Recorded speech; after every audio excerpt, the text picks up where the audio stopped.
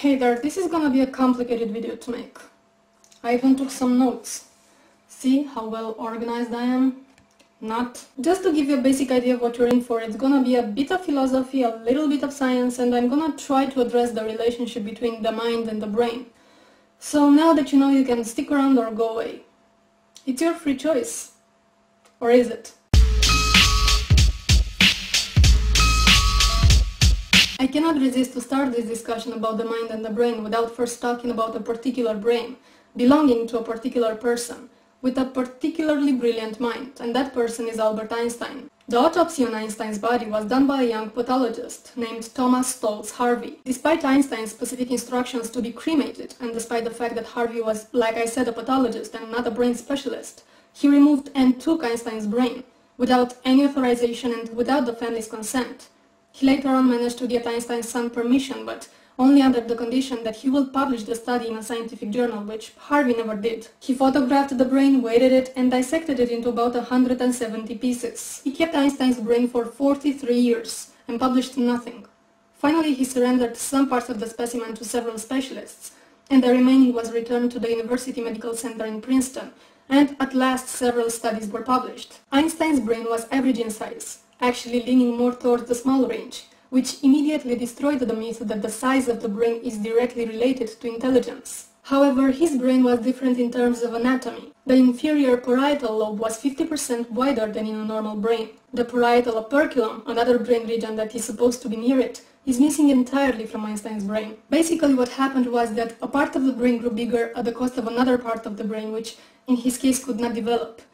Einstein's part of the brain that was 50% larger than normal is an area associated with things like mathematical thought and visual cognition. The area that is missing from his brain is supposed to play a role in speech functions.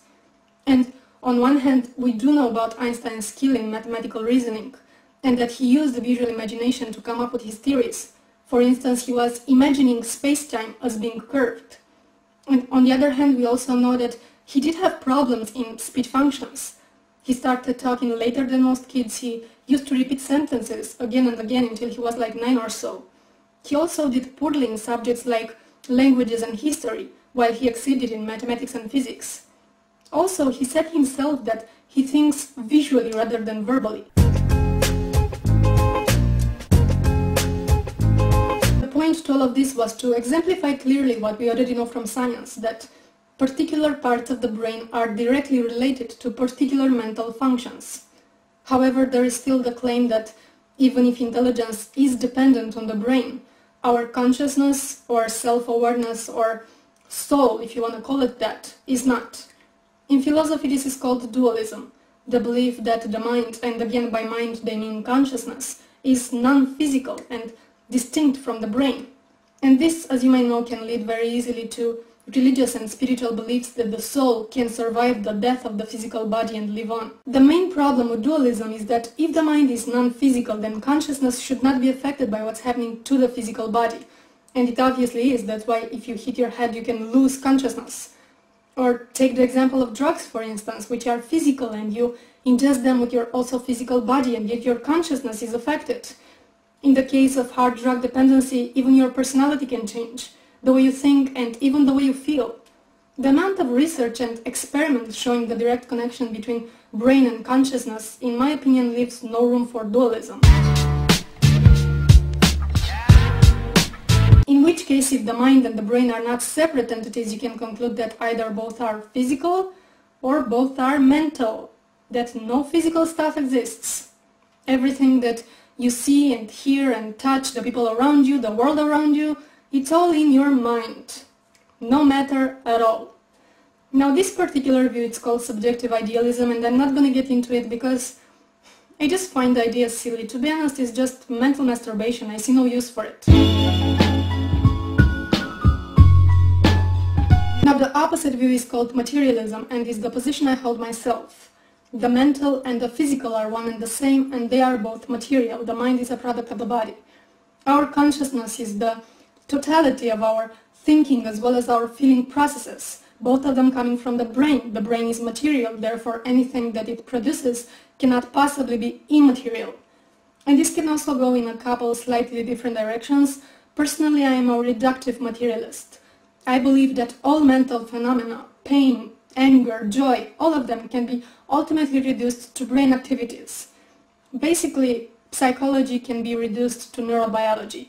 Mental states are reduced to brain states. In 1953, Francis Crick and James Watson made one of the most important scientific discoveries of all times, the molecular structure of DNA, for which they won a Nobel Prize. While Watson went on to work on the mapping of the human genome, physicist Francis Crick dedicated himself to neuroscience. Crick was a die-hard reductive materialist. This is what he says in his book The Astonishing Hypothesis, which is a great book, by the way, and I'm gonna quote from my awesome notes here. Quote, "You, your joys and your sorrows, your memories and your ambitions, your sense of personal identity and free will, are in fact no more than the behavior of a vast assembly of nerve cells and their associated molecules." End quote. Now you know I can't make this video without going into the free will subject. I am also a determinist, and there are different branches of determinism as well. I won't get into them. Just for your information, I ascribe to causal determinism. I believe that all the events in the universe, and that includes human decisions and actions, are determined by prior events, which were determined by events before them, and so on in a chain of causes and effects that go back to the beginning of time. And the thing is, causal determinism doesn't leave much room for free will. Let's go into it a bit. Let's say that you are thirsty and you go inside a store and grab a bottle of Coke. Now, it seems and it feels like you had a range of options. Like, you could have chosen something else if you just wanted to.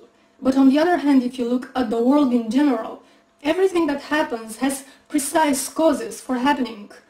If you're watching the news and you hear about some village being flooded, you just don't think, "Oh look, another random flood with no explanation behind it." It's funny how those things occasionally happen. I hope tomorrow will be an interesting day as well. No, you know that there was a precise cause for that flood to happen.